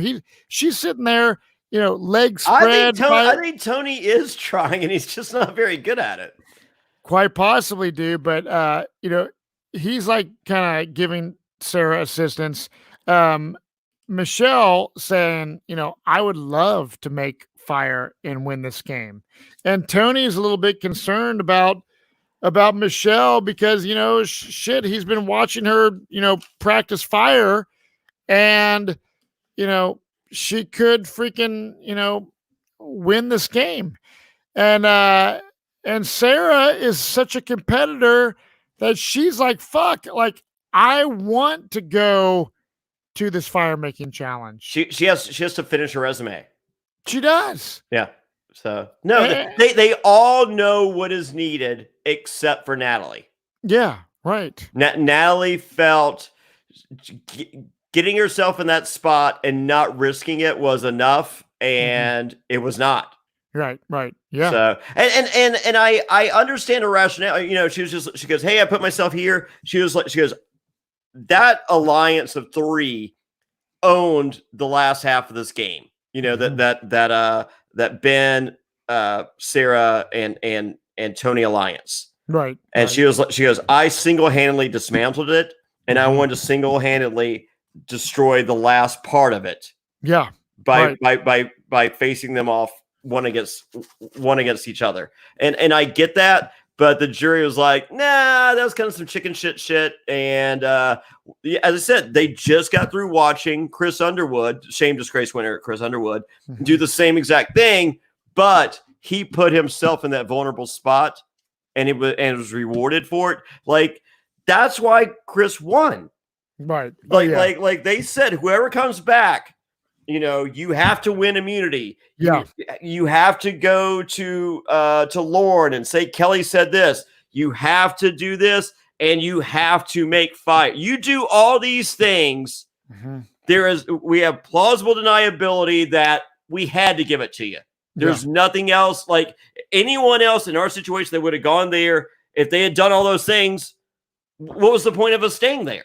Right. Yeah. You did every single element of what could possibly be done. So we're going to reward you for that. Her taking that what I think was perceived as a coward stance. Yeah. They were like, no, you did not like you did 4 out of 5 things. Yeah. Yeah. So, and we respect the game enough that we're going to reward the person that stayed in the fucking game. So what do you think about Sophie not feeling well and not being able to attend the tribal? That was a shocking kind of thing. I heard she was drinking moonshine. Really? No, I didn't. Okay. Well, yeah. False rumor and innuendo from Jonny Fairplay. She was doing moonshine shots out of Parvati's navel. Damn, dude. Well, I tell you what, Twitter. Yeah. Well, you know what else you can put on Twitter is, guys, remember the day when you were always ready to go. Now you can increase your performance and get that extra confidence in bed. Listen up, listeners of Survivor NSFW. BlueChew.com. That's blue like the color blue. Blue Chew brings you the first chewable with the same FDA-approved active ingredients as Viagra and Cialis, so you know they work. I mean, hell, my desk is like, 10, 12 inches off the ground right now from my boner. Thanks to Whoa, Blue Chew. hey. Blue Chew, you can take them anytime, day or night, even on a full stomach. Since they're chewable, they work up to twice as fast as a pill, so you can be ready whenever an opportunity arises. And listen, dude, Blue Chew is prescribed online, shipped straight to your door in a discreet package. No in-person doctor visits, no waiting in the pharmacy. Best of all, no more awkwardness. They're made in the USA, and since Blue Chew prepares and ships direct, they're cheaper than a pharmacy. And right now, listeners, we got a special deal for you. Visit BlueChew.com. Get your first shipment free when you use our special promo code SURVIVOR. Just pay $5 shipping. Again, that's BlueChew.com. Promo code SURVIVOR. Try it for free. Blue Chew is a better, cheaper, faster choice. We thank them for sponsoring the podcast. And Johnny. Hey, Matt, real quick. So, if you have a loved one there. Yes. And if you love them. Yes. Get some free hashtag super hard dicks. Like give your partner a better dick than they're used to, right? That's right. But if you don't have a significant other with you because of the quarantine, because of lockdown and all that. Now, I spoke personally to a winner on the season. Mm-hmm. And I'm fully aware that there are pussy pics coming their direction. Mm. And they are reciprocating with perhaps impressive dick pics. You know how to guarantee those dick pics will be impressive? Blue Chew. BlueChew.com, promo code SURVIVOR. So I'm not outing anyone. I'm not saying what winner it was. Yes. But I'm just saying, if you got some primo Manscaped pussy pics coming your way, reciprocate with some hashtag super hard dick pics that are extra super hard. Thanks to the Blue Chew. But if you have your significant other there, surprise them. You might give them the three humps in a turn. Mm-hmm. But maybe you'll give them 18 humps and 14 pumps. Right. Boom. Yeah. Everybody's happy for the first time ever. BlueChew.com, promo code SURVIVOR. Free hashtag super hard dicks. Only $5 shipping. Fuck yeah, dude. So tribal council, dude. Sophie's not feeling well. She's unable to attend. Michelle, claims, she's been practicing. I don't mean claiming in a bad way, but she's been practicing fire nonstop. We see it all day leading up to this. Everyone is practicing. And Sarah gets very emotional because she wants to go against Tony Vlachos, dude. She wants the Cops Are Us alliance to stay together till the end. It was a beautiful thing, dude. The emotion, because Sarah is such an intense player, Jonny Fairplay, that seeing this sensitive human side to Sarah and all these other players has been really something that is amazing to watch, especially when we're playing for $2 million. Yeah, Sarah said in an interview that I think dropped earlier today that she almost quit day 26 or 28 this season. Really? Yeah. Well, I can't wait to talk to her and all these other winners. Natalie ends up picking Michelle to go with her. And Michelle was smart enough to say, I don't think it was bravado. I think Michelle knew she needed that for her resume. Yeah. And I think Natalie kind of fucked her game right there. Mm-hmm. I think if they're I would have been curious to hear the fighting from underneath argument from Michelle versus Sarah's game if Sarah had not been given the credit for co-piloting the Sarah and Lucina and Nachos Express. Mm-hmm. So Natalie picks Michelle, forcing Tony and Sarah to make fire. Best fire challenge ever, dude. It was literally Sarah makes her little Kindle small fire going. All of a sudden it becomes big and you see it touching the string. And then it dies down. And then Tony is calm, cool, and collected. He starts building a nice small base. Then he starts putting bigger stuff on there. At the end of the day, Tony wins, dude. I mean, it was very, very emotional. The bond that Sarah and Tony have. Were your kids screaming at the TV? Oh, dude, we were outside. I mean, they're jumping up and down. Me and Piper were both jumping. Yeah. So were you guys all team Tony or no? 100%. Okay. See, she's girl power. Yeah. Oh, we were all team Tony, dude. Like, yeah.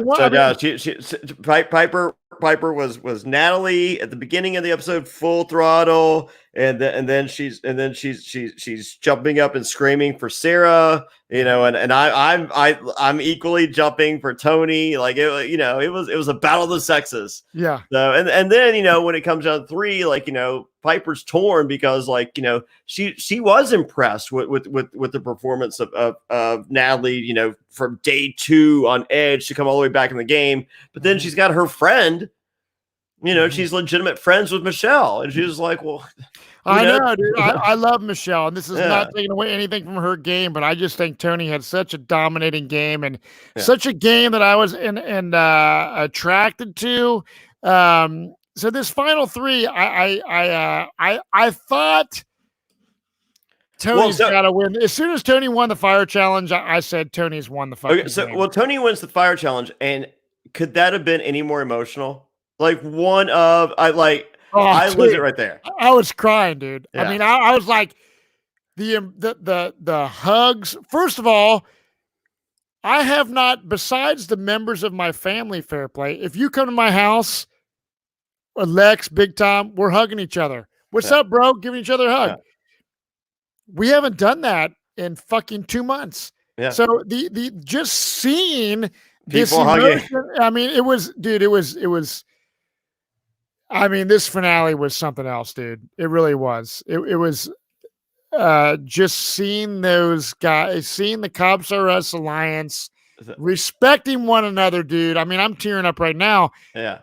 Well, they say he says, "I love you so much, Sarah," and she says, "I love you back," and then bam, immediate waterworks. I put these are some of the greatest human beings to ever play the game, and we're watching them right now.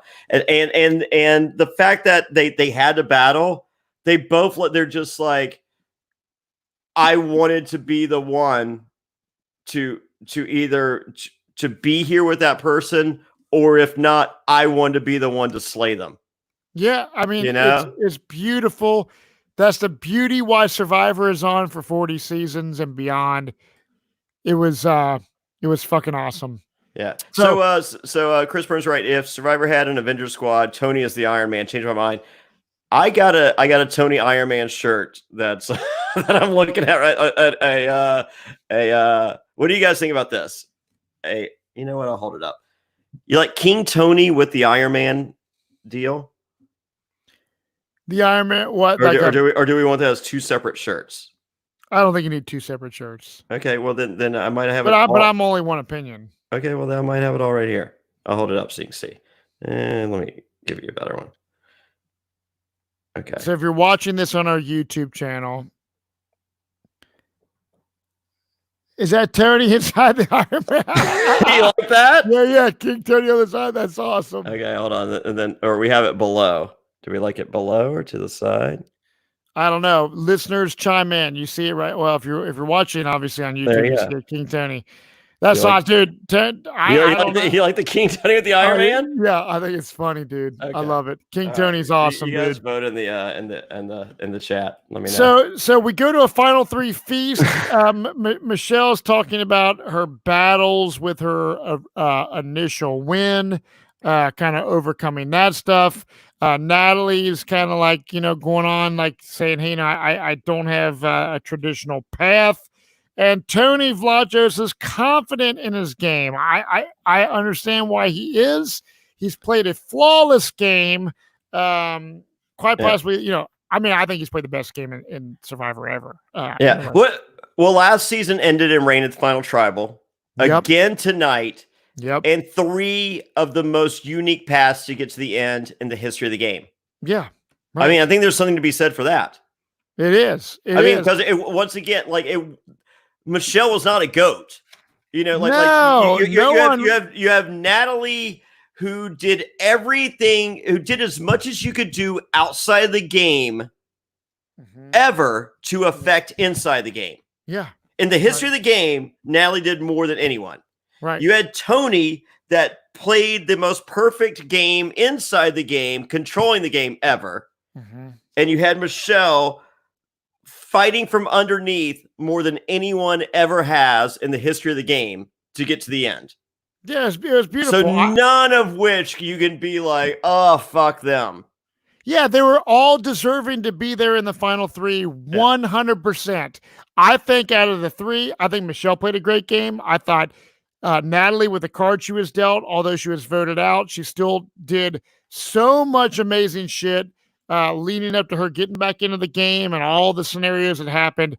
Whoa. So I'm seeing people, calling Natalie a goat. It's just like, oh, I didn't deserve. Look, I hate the concept of Edge of Extinction. I think it's dog shit. Cannot stand it. End at the merge at the most, if not have it at all. I don't fucking like it. Right. Okay. But if it is there, if they ever do it again, no one will be able to do everything that Natalie did outside the. I mean, 14 fucking tokens, buying an idol for someone else. She named 8 different advantages. Yeah, the extortion thing and all that everything. Shit. Right. So no, in the history of, no one will be able to replicate what Natalie did. Right. So and the log thing and the coconut thing, she won both. She did that better. Every single thing she could do. Yep. But it's still, if the purists of the game were going to reward her, she had to do it all, and she failed by not making fire. Right. So, and putting herself in that spot. So yeah, and I'm glad that they held true to that, because they could have easily said, you did everything but one thing. That's pretty fucking good. Yeah. So, but conversely, Tony did everything, but there's nothing he didn't do. That's right. Yeah. I mean, Boston Rob, I think, Parv seemed down with Natalie. We definitely have a lot of fans from Natalie fans from the Edge of Extinction crew.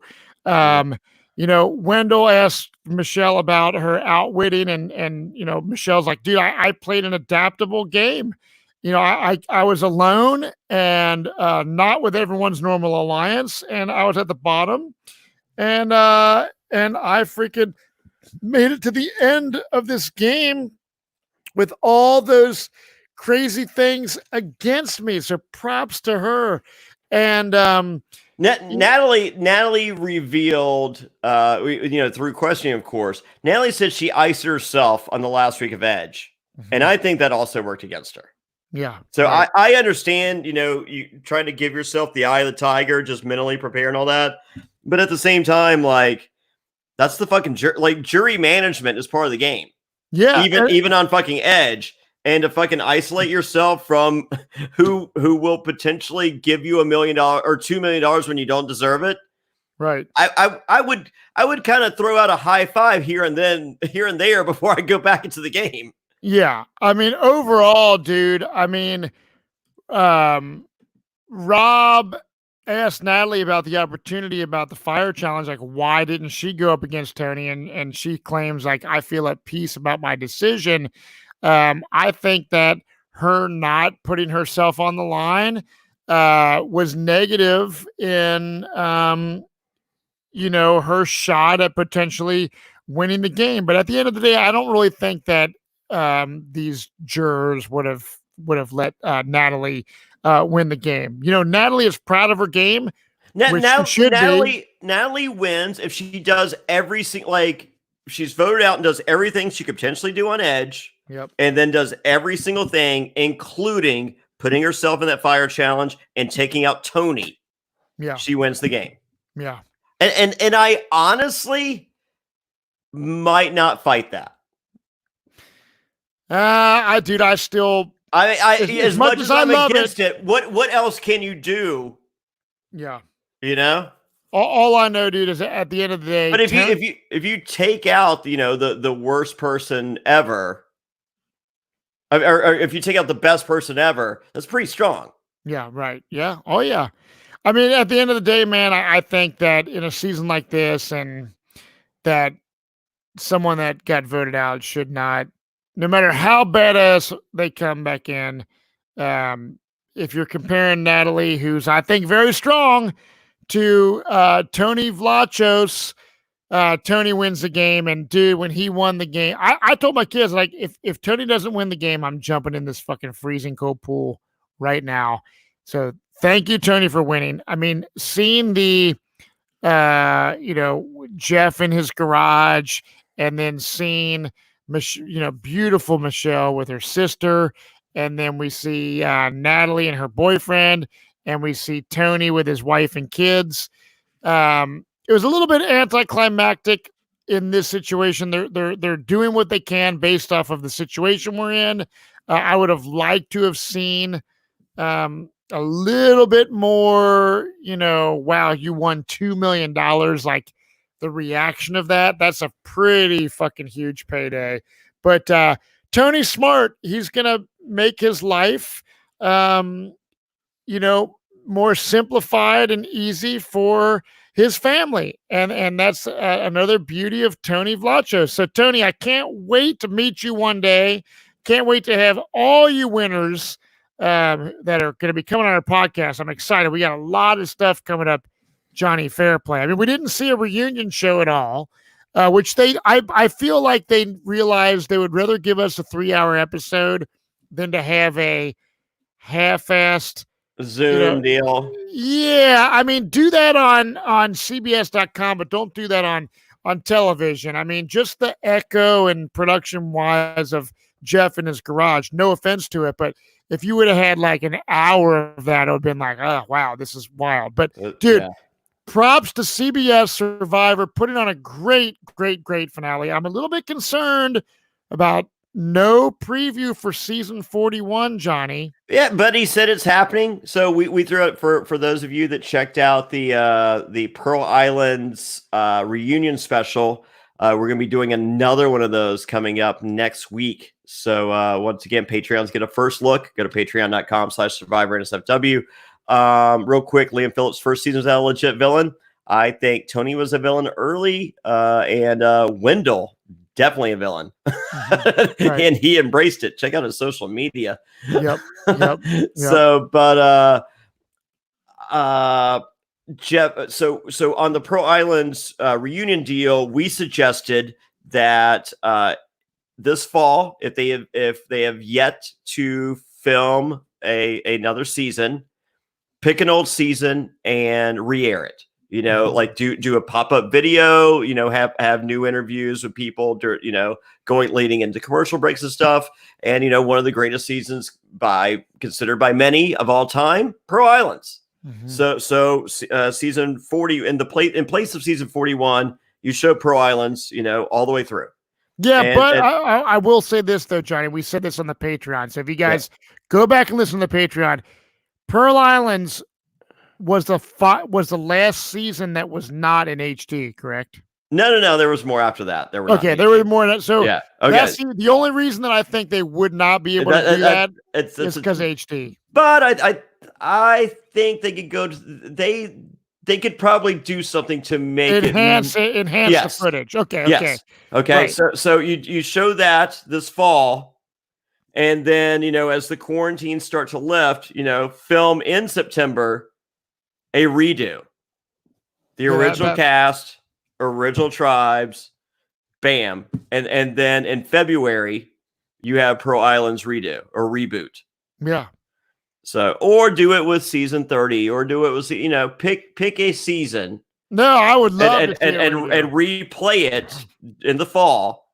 So, but Rob C, I think it was him and Stephen Fishbeck had the idea of filming in Arizona and doing a Wild West season. Wow, really? I like that. Yeah. Right. Yeah. So just somewhere in the Southwest, New Mexico, Arizona, whatever, Yeah. because and I think it was Fishback was immediately like, oh, that's the worst, that's horrible. What are just imagine how corny they could be with that theme, and it's just like there's no difference between a Western theme and a pirate theme. Oh yeah, and the fact of the matter is this, dude. I played the Durham Warrior Survival Challenge at Bob Crowley's house twice. Okay, and you're going to be doing that Africa deal. The 2 times I played that challenge was the closest thing to real Survivor as possible. So it doesn't have to be playing the game of Survivor. If you have badass challenges and you have strategic gameplay, it I doesn't think a really Western theme sounds incredible. Yeah. Like I watched Ghost Island. I never saw a single ghost. Yeah. Right. None. Yeah. Worst season ever. Well, I like your idea, and Survivor. We're excited to see 41, 42, beyond. Great season, and listeners, thank you so much for listening to us every week banter about our passionate love of the game of Survivor. And I hope we won them some money this season. So for everyone that went to fanduel.com/fairplay, that was all caps, FAIRPLAY, fanduel.com/fairplay. Once again, Fairplay's case sensitive, all caps. You were picking who would make the epic moves every episode of the season. You got in your picks every week before Wednesday. You chose your castaways. It was a new contest every Wednesday. Well, guess what? There's something new coming next week. So check tomorrow going into the following week. We have a new contest launching at fanduel.com/fairplay. Once again, it will be free to play and cash money to win. So get in on that. And when you wake up tomorrow morning, there's only one thing you should be eating. And Matt, you know what that is. Magic Spoon, dude. I love it. I got 4 different boxes upstairs in my pantry. Tell our listeners, Jonny Fairplay, how they can get a special deal about this super healthy alternative to the sugar cereal that we ate as children. Magic Spoon has what we want. Well, growing up, cereal is one of the best parts of being a kid, and I had to give it up because I realized it was full of sugar and junk, just like you said, Matt Bischoff, and you really shouldn't eat that crap. Well, I've been trying to cut down on carbs, sugar, unhealthy food, and I realized I basically can't eat anything. Mm-hmm. So, like, sex doctor Mike was like, hey, skip breakfast. I'm like, thanks, you're a fucking doctor. There's got to be a better way. Right. Well, there is. Magic Spoon has 0 grams of sugar, 12 grams of protein, and only 3 net grams of carbs in each serving. They have 4 delicious flavors: cocoa, fruity, frosted, and blueberry. I'm loving the frosted. I think it tastes like Rice Krispies, even when I used to dump 2 tablespoons of sugar on it. And it tastes amazing. It's honestly too good to be true. It's keto-friendly, gluten-free, grain-free, soy-free, low-carb, and GMO-free. Are you freaking kidding me? Go to magicspoon.com/survivor to grab a variety pack of all 4 flavors and try it today. Be sure to use our promo code SURVIVOR at checkout and get free shipping.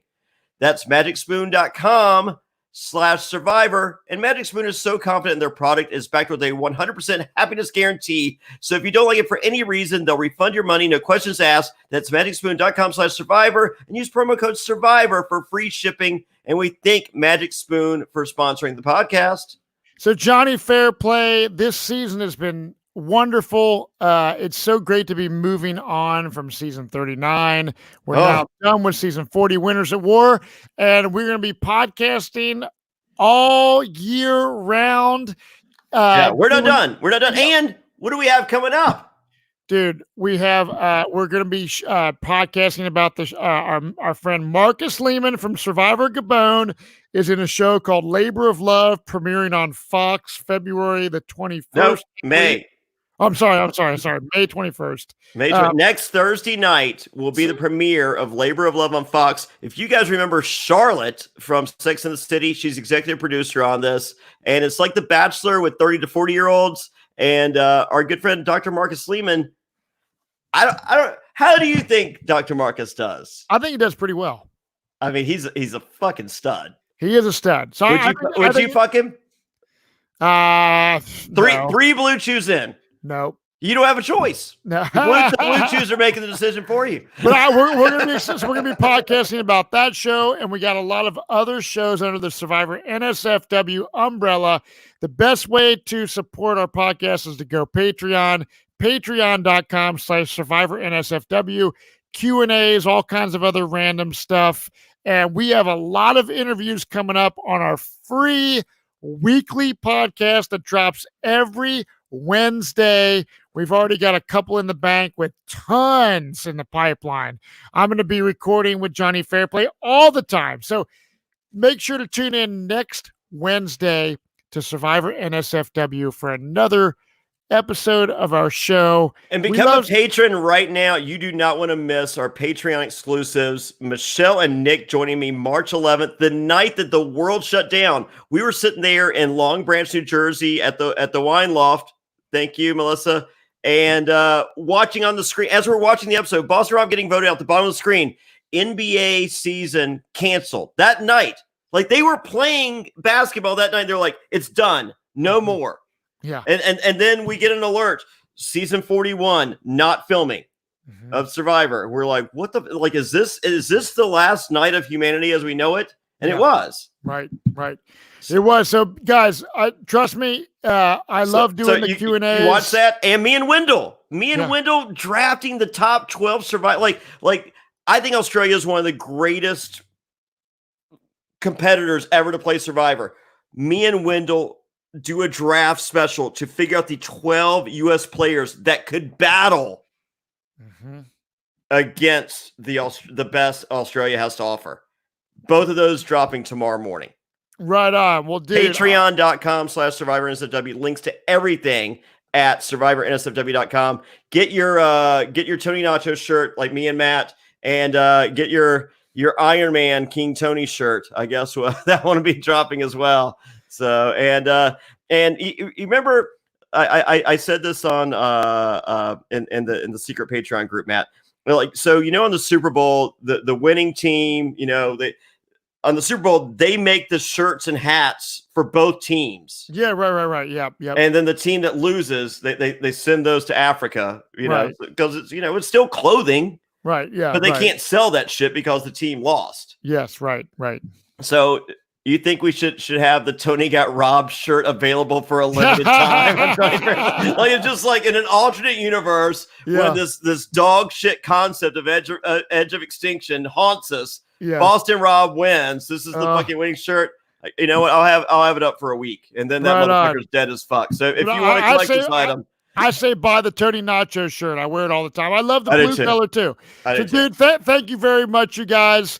2 hours of Survivor content. You guys did not have a Survivor reunion show, but I hope you enjoyed our podcast, and I can't wait to see you guys next week on another episode of Survivor NSFW. Cheers, good night, and farewell season 40, and can't wait for 41. Good night, y'all.